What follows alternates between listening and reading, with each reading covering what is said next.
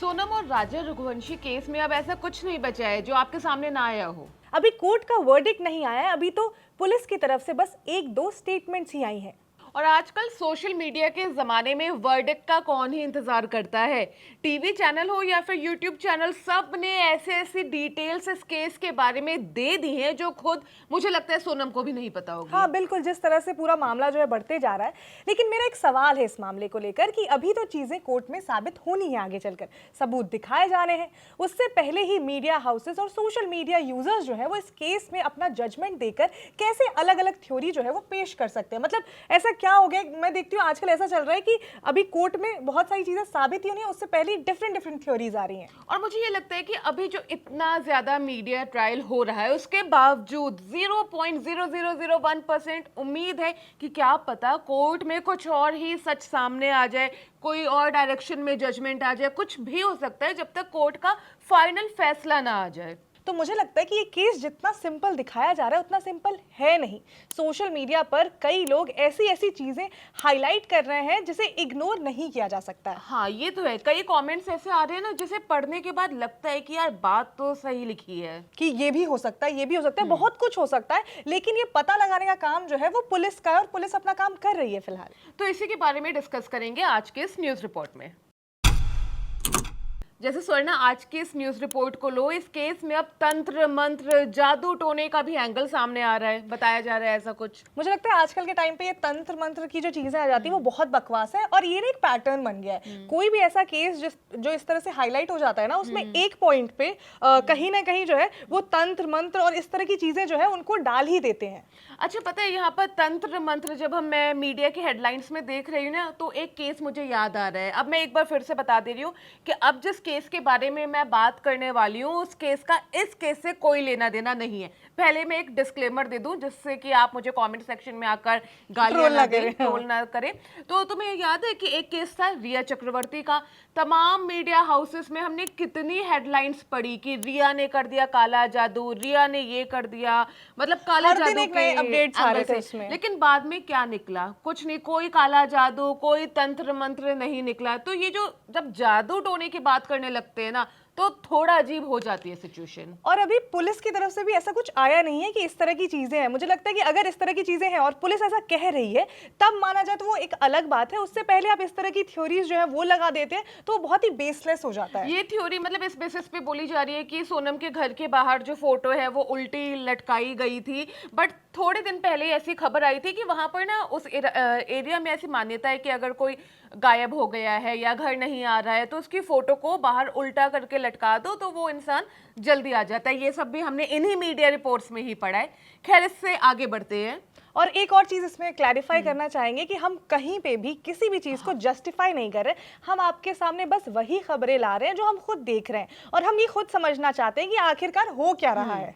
Plus social media से कुछ ऐसे कमेंट्स लेकर आ रहे हैं आपके सामने जिन्हें पढ़ने के बाद थोड़ा आपको भी लगेगा कि आखिर मामला है क्या, डिटेल में मामला क्या है। प्लस जिस तरह से इस केस का मीडिया ट्रायल हो रहा है, राजा और राज की मां को डिबेट में बिठाया जा रहा है एक दूसरे के सामने, मुझे ना वो इनसेंसिटिव लगा काफ़ी, क्योंकि दोनों ही फैमिलीज जो है अभी अपने अपने पेन में है। मैं ये नहीं कह रही हूँ कि हो सकता है कि जो भी सस्पेक्ट है उन्होंने ये क्राइम किया ही हो, वो कोर्ट में साबित होगा, लेकिन फैमिली की इसमें कोई गलती नहीं है। फैमिली के लिए तो ये पूरा का पूरा एक ट्रॉमा ही है। क्या स्वर्णा, मुझे लगता है मीडिया ट्रायल की जब हम बात कर रहे हैं तो वो ऐसे ही होती है। और सोशल मीडिया पर तो लोग सवाल कर रहे हैं कि ये लोग ऐसे डिबेट्स के लिए तैयार ही क्यों हुए।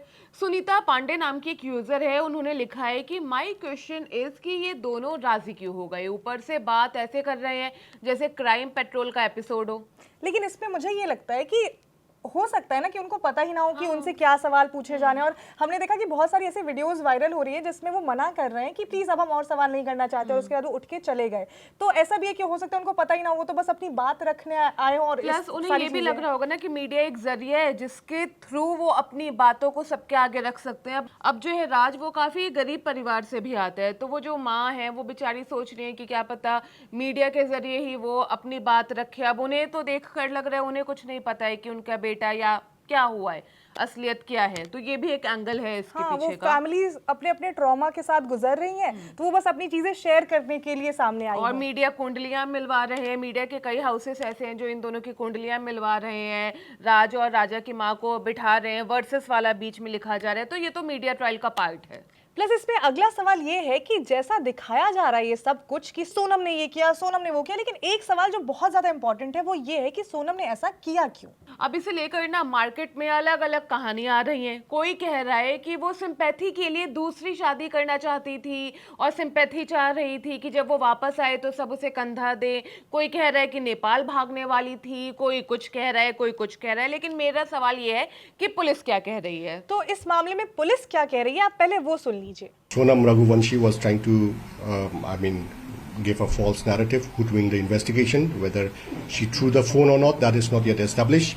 We will be establishing that in the course of investigation during the interrogation. We are asking questions regarding that, and all that will be done at a later stage once we complete the interrogation. मतलब ये कि जो prime motive है वो अभी तक establish नहीं किया गया है, मास्टरमाइंड कौन है ये भी एस्टेब्लिश नहीं किया गया है और इन्वेस्टिगेशन चल रही है अभी। प्लस एक और सवाल है कि जब ये सब हुआ और राजा की डेड बॉडी मिलने के बाद केस इतना हाइप हुआ तो सोनम वापस क्यों आ गई। मतलब ये भी सवाल जो है वो सोशल मीडिया पर उठाए जा रहे हैं कि अगर सोनम ने ऐसा कुछ किया है तो वो वापस क्यों आई। और प्लस वापस आई तो आई, उसने अपने घर वालों को खुद से ही कॉल किया और फिर सोनम के घर वालों ने ही पुलिस को इन्फॉर्म किया है। ये भी नोट करना होगा, ऐसा नहीं हुआ है कि उसे पकड़ा गया है कहीं से, वो वहां गई, खुद कॉल किया घर पे, घर वालों ने पुलिस को कॉल किया और फिर पुलिस वहां से उसे बरामद की। मतलब ये भी तो एक थ्योरी हो सकती है ना कि अगर उसने कुछ ऐसा किया होता तो वो क्यों जाती है। और इस तरह सोशल मीडिया पर इसी तरह के सवाल जो हैं वो पूछे जा रहे हैं। वैसे एक बात बताऊं, यहाँ पर सोशल मीडिया पर ही कुछ यूजर्स का कहना है कि ऐसे जो केसेस होते हैं ना उसमें जो आरोपी होता है वो नेपाल भाग जाता है। प्लस जब उसने इतनी लंबी प्लानिंग कर ही ली थी तो वहीं से भाग जाती, कहीं भी भाग सकती थी। अब वो वापस क्या सोच कर आई ये तो वो ही जाने। और हाँ, मीडिया वाले जाने, उन्हें सब पता है, मीडिया को इस समय सब पता है, जो सोनम सोच रही है, जो सोनम ने किया है, जो सोनम के रिश्तेदार कह रहे हैं, सब कुछ पता है मीडिया को। तो हर दिन जिस तरह के अपडेट्स आ रहे हैं ना उनको पढ़ के लग रहा है कि ये पूरा मामला जो है वो बहुत ज़्यादा कंफ्यूजिंग है। क्योंकि अगर इस थ्योरी पे अगर आप विश्वास करेंगे तो आपको लगेगा कि सोनम जो है वो काफ़ी ज़्यादा चतुर चालाक महिला है।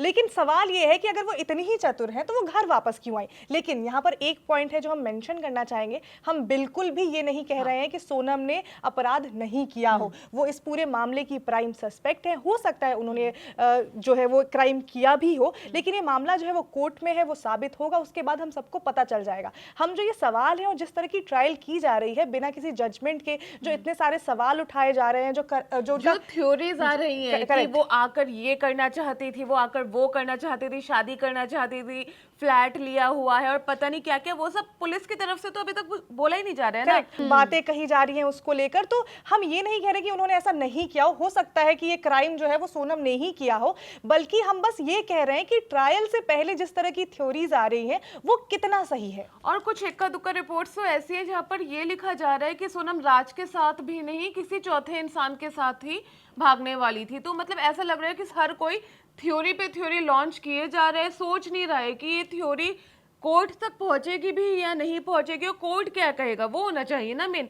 बट ऐसे बैठते हैं और हर कोई अपनी एक अलग ही क्राइम पेट्रोल की थ्योरी पे थ्योरी यहाँ पर दिए जा रहा है हर दिन। मेरा एक सवाल ये भी है कि जो थ्योरीज हैं वो आ किस किताब से रही हैं, ये कौन सी मनोहर कहानियां हैं जो ये सब के सब पढ़ रहे हैं और हर दिन एक नई थ्योरी जो है वो इस केस में आते जा रही है। वो एक तापसी पन्नू की मूवी आई थी, उसमें वो नॉवल नहीं होती, वो कहती है पंडित जी कह रहे थे, पंडित जी कह रहे थे। मुझे लगता है यहाँ पर भी कोई पंडित जी बैठे हैं जो ये सब थ्योरीज पे थ्योरीज दे रहे हैं, लोग वही मनोहर कहानियां पढ़ रहे हैं और मसाले के साथ पढ़ रहे हैं। अरे आज तो सोनम ने ये किया वो किया, ये चटपटा एकदम। हाँ, लॉ से किसी को क्या ही मतलब है, बस आपको एक मामला आएगा जब आएगा। हमें तो अभी मजा आ रहा है ना, कमेंट पे कमेंट किए जा रहे हैं, लोग दिखा रहे हैं। यूट्यूब जो चैनल्स हैं वो कुछ भी छाप रहे हैं। मतलब आप यूट्यूब को जब स्क्रॉल करेंगे ना, ऐसे ऐसे टाइटल्स है जिन्हें पढ़कर मुझे तो शर्म आ जा रही है पढ़ के ही वो। और जब थ्योरीज की ही बात कर रहे हैं ना, एक थ्योरी है किलर्स को हायर करने वाली, इसमें भी कई डाउट्स हैं मुझे।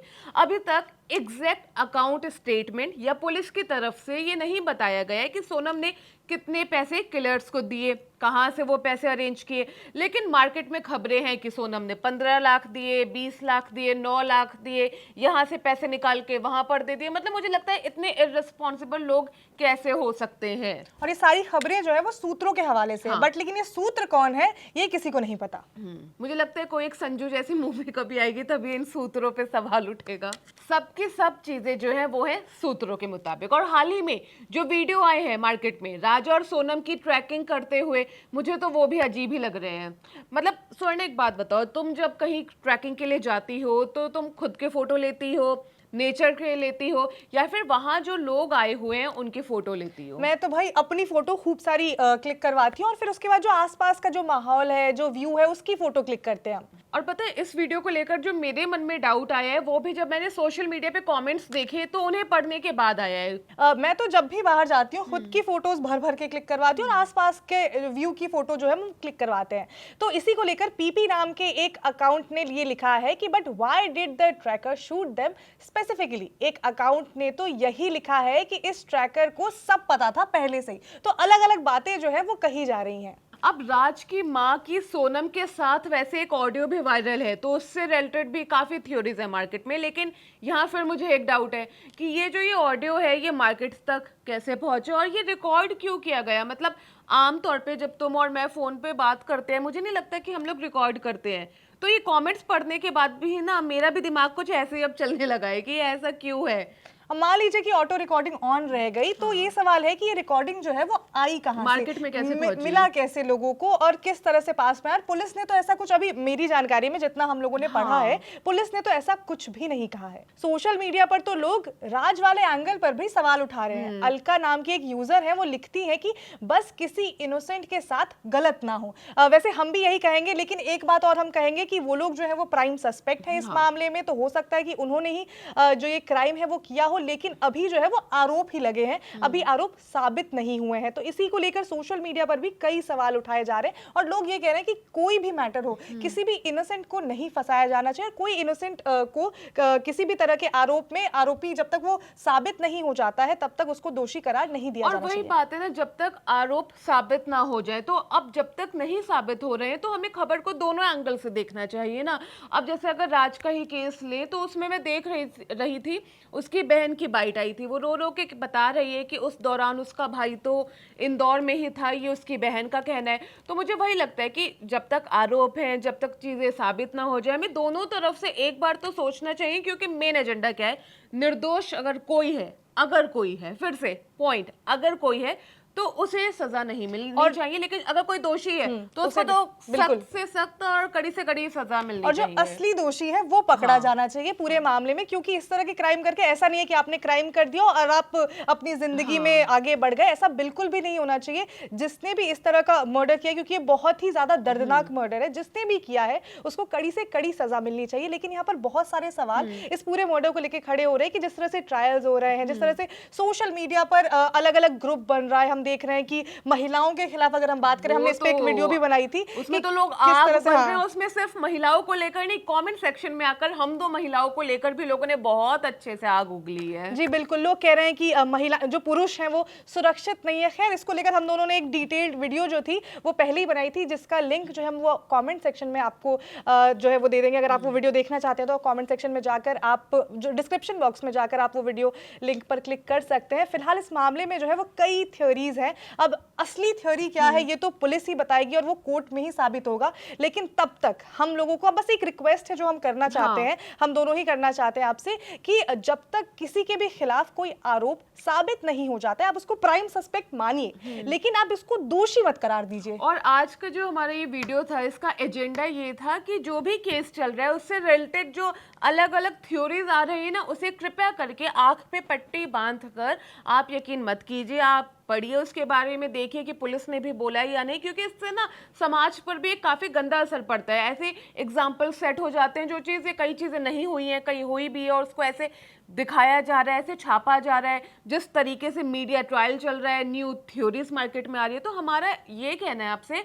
कि हर थ्योरी पर विश्वास करने की ज़रूरत नहीं है, क्योंकि ऐसे केसेस का समाज पर, आपके घर पर, आप जिनके साथ बैठकर ये खबरें देख रहे हैं, पढ़ रहे हैं, उन पर भी काफ़ी असर पड़ता है। बिल्कुल, आप फैक्ट्स को देखिए कि पुलिस क्या कह रही है, क्या क्या एविडेंस मिले, और जो भी चीज़ें जो ऑफिशियल स्टेटमेंट्स है बेसिकली आप वो देखिए और दोनों तरफ से चीज़ें देखिए। ऐसा नहीं है कि अगर कोई आरोपी है तो आपने बस उसके खिलाफ चीज़ें सुन ली और उसी पर विश्वास करिए। अगर आपको इस केस के बारे में कुछ जानना है, तो अगर आप जानना चाहते हैं इसके बारे में, तो दोनों साइड की जो चीज़ें हैं वो सब पढ़िए। फिलहाल इस केस में हर दिन कुछ ना कुछ नया अपडेट आ रहा है, तो हम भी यही कोशिश करते हैं कि हम आपके पास जो फैक्चुअली करेक्ट इन्फॉर्मेशन है वो आप तक पहुंचाते रहें। बाकी इस वीडियो से रिलेटेड आपकी क्या राय है, कमेंट बॉक्स में लिखिएगा। हम भी जानना चाहते हैं कि आप लोग क्या सोच रहे हैं, और ये पूरी न्यूज़ रिपोर्ट देखने के बाद कि क्या आपका भी थोड़ा सोचने का एंगल चेंज हुआ है या नहीं, ज़रूर बताइएगा कमेंट बॉक्स में। मैं हूँ गरिमा, मैं हूँ स्वर्णा, आप देख रहे हैं जी स्विच।